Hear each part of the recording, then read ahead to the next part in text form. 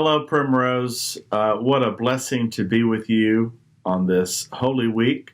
And today, I'm going to be sharing in some reflections with you on Maundy Thursday, a sacred day of the Christian year centered in the middle of Holy Week. That night, so long ago, when Jesus gathered with his disciples in an upper room, gathered together after 3 years of ministry, of being together day in and day out, seeing the good, the bad, and the ugly. And those disciples were about to experience a lot of anguish.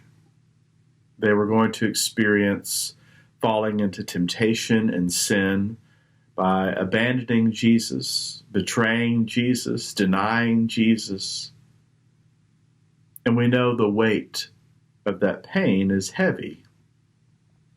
We look to our own lives and how we too have betrayed Jesus, how we too have denied Jesus, how we too have run away from Jesus.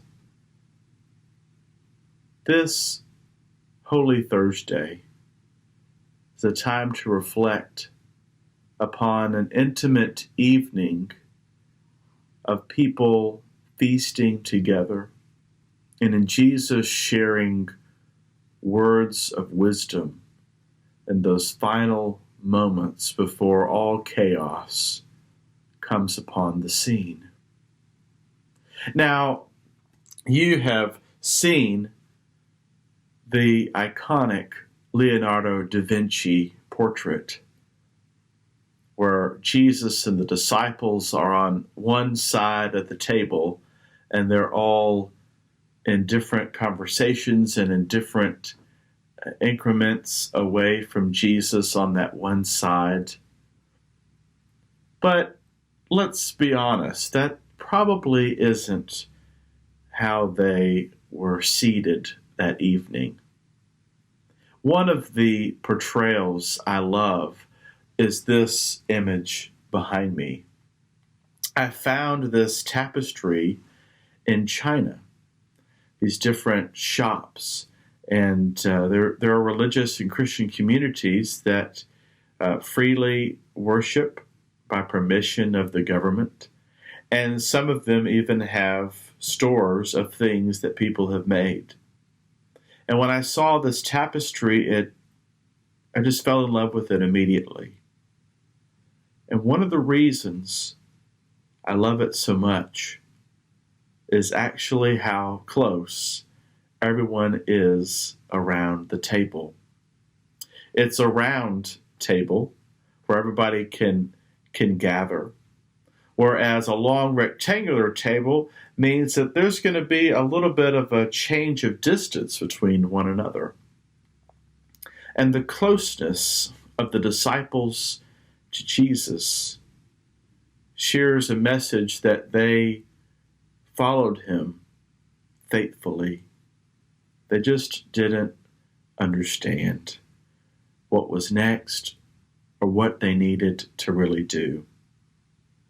Now, in our social distancing age, this image might create some anxiety where we have been saddened that we can't be close, that we can't connect in a fellowship meal in this way, that we can't gather in our church to celebrate communion of one loaf and one chalice.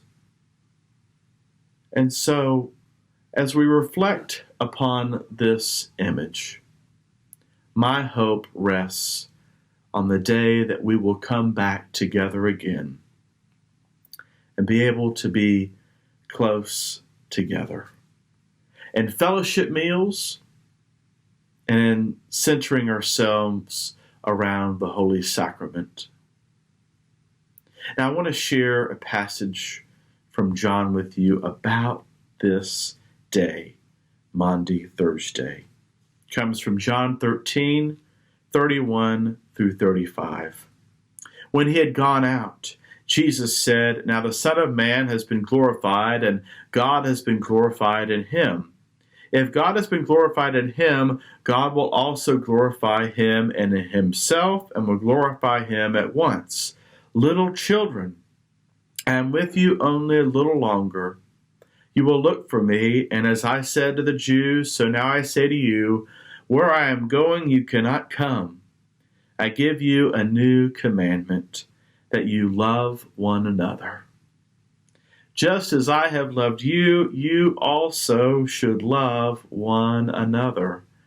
By this, everyone will know that you are my disciples, if you have love for one another. How will people know that they are Jesus' disciples?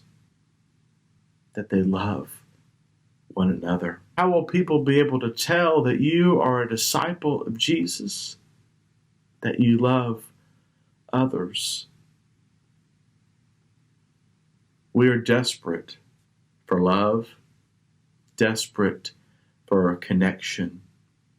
And in this Holy Week, there may be a missing element and some grief around not being able to be so close and experience these sacred moments of Holy Week.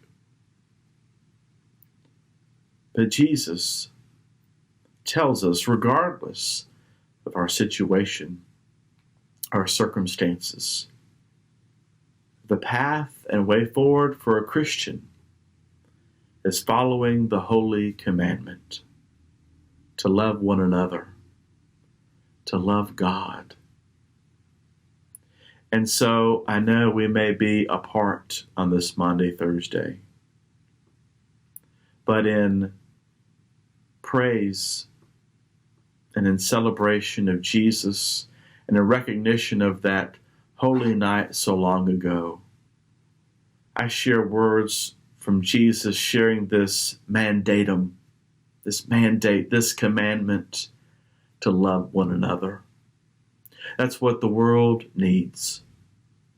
That's what you need. That's what I need. That's what Jesus asks of us. So may in your sharing of love reveal Christ in your midst.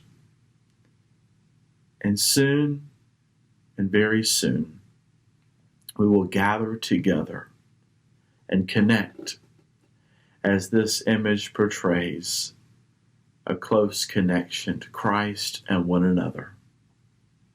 Amen.